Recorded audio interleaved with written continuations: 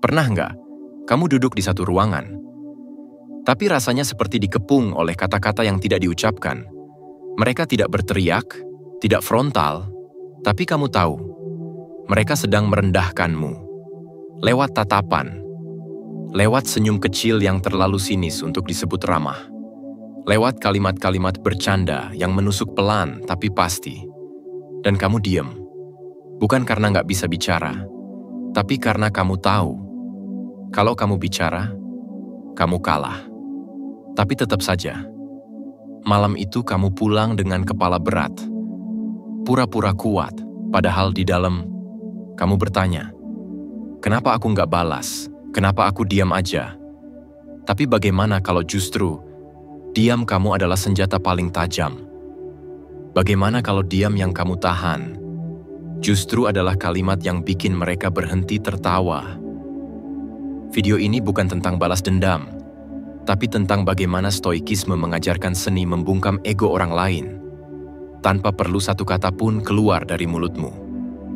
Kalau kamu pernah merasa seperti itu, subscribe sekarang, karena konten seperti ini bisa jadi cermin yang kamu butuhkan.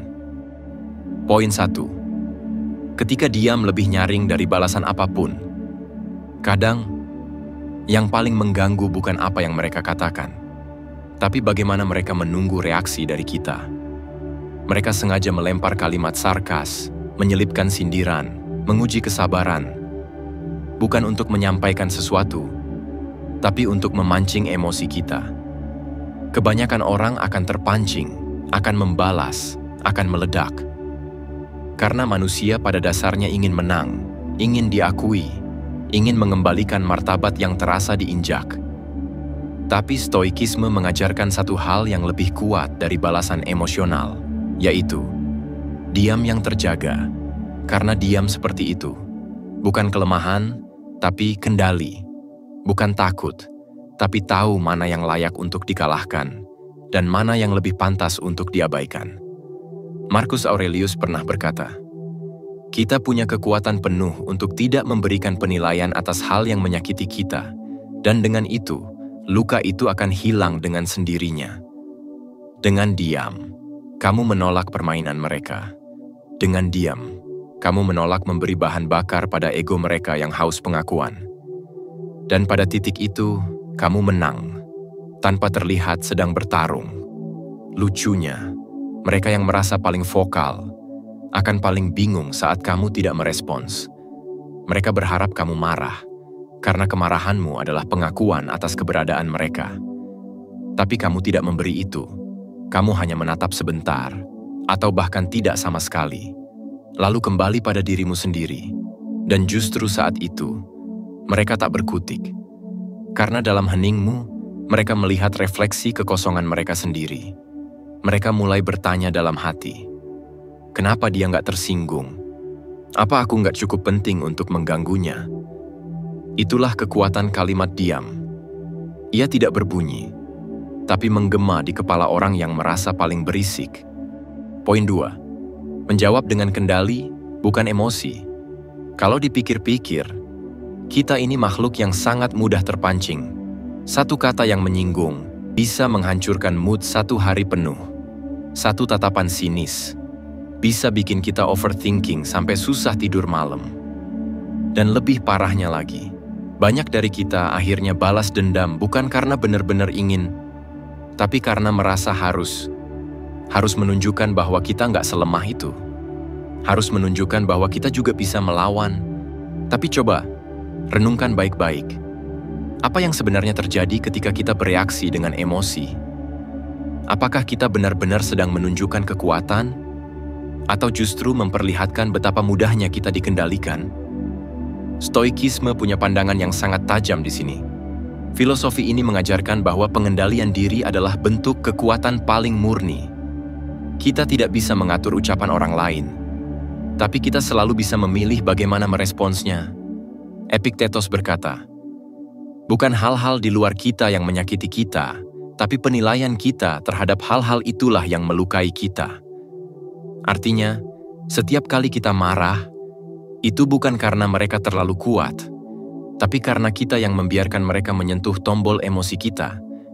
Coba pikirkan begini. Kalau ada orang melempar lumpur ke baju putihmu, kamu bisa dua hal. Marah, kejar dia, dan malah makin kotor.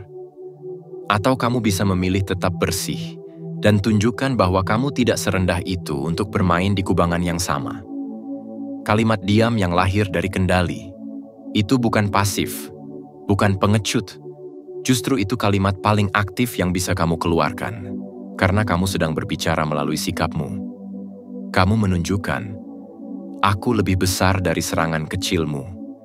Dan itu bikin mereka bingung, frustrasi, bahkan malu. Karena orang yang menyerang dengan niat menyakiti, sebenarnya sedang berharap kamu jadi cermin bagi rasa tidak amannya. Tapi saat kamu tetap tenang, tetap damai, kamu justru menunjukkan bahwa kamu bukan cermin, kamu dinding, tak memantulkan serangan mereka, tapi membuatnya berhenti di tempat. Bayangkan betapa mahalnya kekuatan ini di zaman sekarang, ketika semua orang berlomba-lomba cepat tersinggung, cepat marah, cepat bereaksi. Kamu memilih menjadi orang yang tenang, yang tidak mudah dipermainkan oleh provokasi murah, yang menjawab dengan kendali, bukan emosi. Dan justru karena itu, kamu terlihat lebih menakutkan. Bukan karena kamu berbahaya, tapi karena kamu tak bisa dikendalikan. Poin 3. Menguasai diri adalah mengalahkan mereka diam-diam. Ada satu kenyataan yang sering tidak disadari orang. Kemenangan sejati tidak selalu terlihat di permukaan. Kadang, yang paling menang adalah yang paling diam, yang tidak membalas dengan kata-kata, tapi mengalahkan melalui ketenangan. Orang-orang yang menyakitimu seringkali tidak datang untuk berdialog. Mereka datang untuk menantang, untuk mengukur batas emosimu, untuk membuktikan bahwa kamu bisa dirusak dari dalam, tanpa harus menyentuhmu secara fisik. Dan kamu tahu apa yang membuat mereka hancur pelan-pelan? Saat mereka menyadari bahwa semua usaha mereka gagal memancing reaksimu. Kamu tetap berdiri tenang, kamu tidak berubah nada suaramu, kamu tidak kehilangan arah, dan kamu tidak memberi mereka hak istimewa untuk menentukan suasana hatimu. Itulah kekuatan yang ditanam stoikisme dalam jiwamu. Menguasai diri bukan cuma soal menahan amarah, tapi tentang menyadari bahwa kamu tidak akan membiarkan dirimu dikendalikan oleh kekacauan dari luar. Seneca pernah menulis, seorang manusia yang tidak bisa mengendalikan dirinya akan jadi budak bagi siapapun yang bisa membuatnya marah. Kamu ingin bebas? Maka jangan izinkan siapapun menggenggam remote emosimu. Kamu tahu, kadang orang yang paling tenang bukan karena mereka tak punya luka, tapi karena mereka sudah berdamai dengan luka itu, sudah tidak menjadikan sakit hati sebagai alasan untuk menyerang balik. Dan menariknya, orang yang menghinamu, merendahkanmu, menyebarkan omongan buruk tentangmu, akan terus-menerus terganggu oleh satu hal, ketidaktergantunganmu pada validasi mereka. Itu membuat mereka gila, karena mereka berharap kamu akan lemah. Tapi yang mereka lihat malah seseorang yang tetap utuh, tetap waras, tetap fokus. Kamu tidak membalas dengan cara mereka, tapi kamu memperlihatkan hasil. Kamu terus melangkah maju, dan itu lebih menyakitkan bagi mereka daripada 1000 kalimat balasan.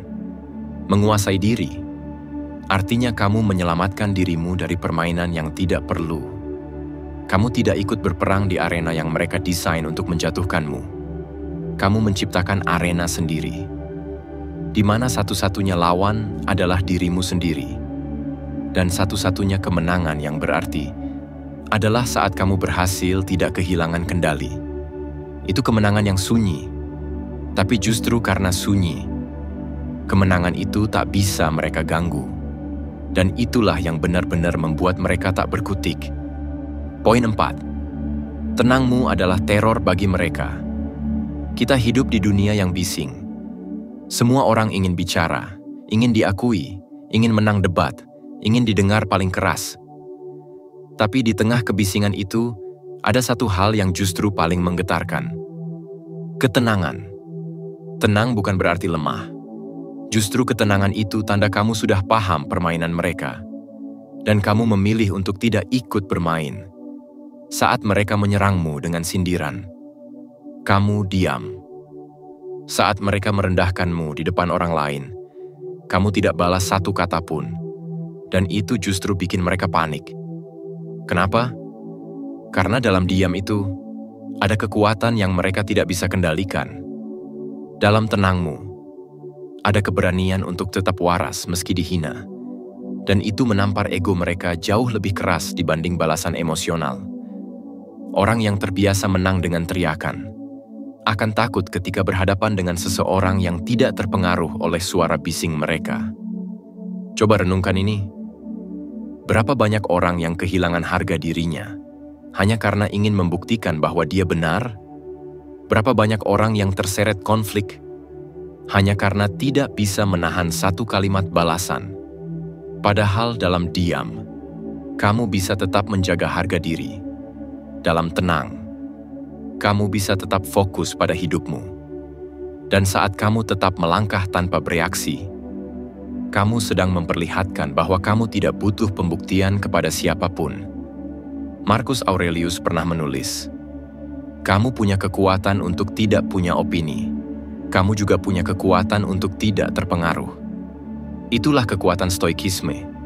Kamu bukan robot yang dingin, tapi manusia yang tahu kapan harus bicara dan kapan harus diam. Dan tahukah kamu, diam yang berasal dari ketenangan batin adalah suara paling nyaring yang bisa terdengar oleh orang yang hatinya bising. Karena orang seperti itu sudah terbiasa hidup dari energi drama, dari kekacauan emosional. Ketika kamu tidak memberinya bahan bakar, mereka akan merasa kosong. Dan disitulah mereka mulai takut, karena mereka sadar kamu tidak bisa dikendalikan. Kamu tetap berjalan dengan kepala tegak. Kamu tidak goyah walau dibisikkan omongan pedas. Dan perlahan, dunia mereka runtuh.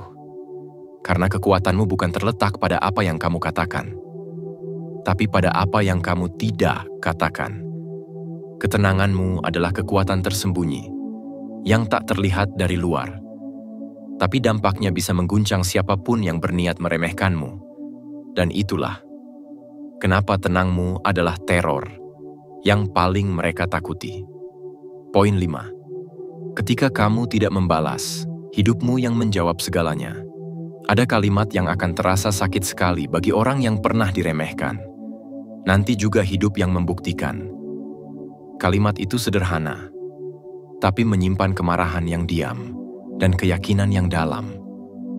Karena saat kamu memilih untuk tidak membalas hinaan, bukan berarti kamu kalah. Kamu hanya sedang menyiapkan jawaban yang jauh lebih menyakitkan. Bukti nyata dari pertumbuhanmu. Mereka merendahkanmu hari ini, tapi mereka tidak tahu apa yang kamu perjuangkan diam-diam. Mereka tertawa di depanmu, tapi mereka tidak tahu kamu sedang membangun sesuatu di belakang layar. Mereka menganggapmu tidak akan jadi apa-apa, padahal kamu sedang mencicil kehidupan yang akan membuat mereka terdiam suatu hari nanti. Stoikisme tidak pernah mengajarkan kita untuk balas dendam dengan kata-kata, tapi mengajarkan bahwa diri kita sendiri adalah senjata paling tajam kalau kita bisa mengendalikannya. Dan pengendalian itu muncul saat kita sadar, tidak semua hinaan harus ditanggapi, karena waktu akan jadi saksi paling objektif. Kamu tidak perlu menjelaskan siapa dirimu, tidak perlu klarifikasi, tidak perlu adu argumen, karena setiap energi yang kamu buang untuk meladeni mereka adalah energi yang lebih baik kamu pakai untuk bertumbuh. Mereka meremehkan karena belum melihat hasilnya, tapi kamu sudah melihatnya dalam bayanganmu sendiri. Kamu tahu arahmu, kamu tahu tujuanmu, dan ketika kamu tetap berjalan walau dihina, itulah kekuatan stoik sejati. Epictetus pernah bilang, "Jangan menjelaskan filosofi hidupmu, jalani saja." Dan itu berlaku juga pada pembuktian. Karena saat kamu tetap diam dan hidupmu pelan-pelan naik ke atas, satu demi satu mereka akan kehilangan kata-kata. Mereka akan diam. Bukan karena kamu membungkam mereka dengan marah, tapi karena mereka sadar kamu tidak seperti yang mereka kira, Kamu tetap bangun pagi dan bekerja keras. Kamu tetap belajar, tetap disiplin, tetap rendah hati. Kamu tidak pernah sibuk membalas, karena kamu terlalu sibuk membangun. Dan ketika waktunya tiba, semua ucapan yang dulu mereka lontarkan akan berbalik menghantam kepala mereka sendiri. Karena hidupmu telah menjawab semuanya, tanpa satu kata pun. Itu bukan lagi pembalasan, itu adalah pembuktian. Dan pembuktian itu lebih keras daripada teriakan amarah. Kamu tidak harus memenangkan argumen, tapi kamu bisa memenangkan kehidupanmu sendiri. Dan saat itu terjadi, mereka tidak akan bisa berkata apa-apa, selain mengingat setiap kalimat yang dulu mereka lontarkan padamu dan menelannya kembali dalam diam. Itulah kekuatan sejati dari filosofi hidup yang tenang tapi kuat. Diam bukan berarti kalah, tapi sedang menabung bukti. Tenang bukan berarti lemah, tapi tahu bahwa waktu akan menjawab semua. Kalimatmu mungkin mereka abaikan, tapi hidupmu adalah satu-satunya kalimat yang tak bisa mereka bantah. Dan jika kamu merasa video ini menyentuh sisi terdalam dari dirimu, klik tombol subscribe sekarang, karena di sini kita belajar menjadi kuat dengan cara yang elegan, tanpa bising, tanpa dendam, tapi tetap menang. Sampai jumpa di video selanjutnya.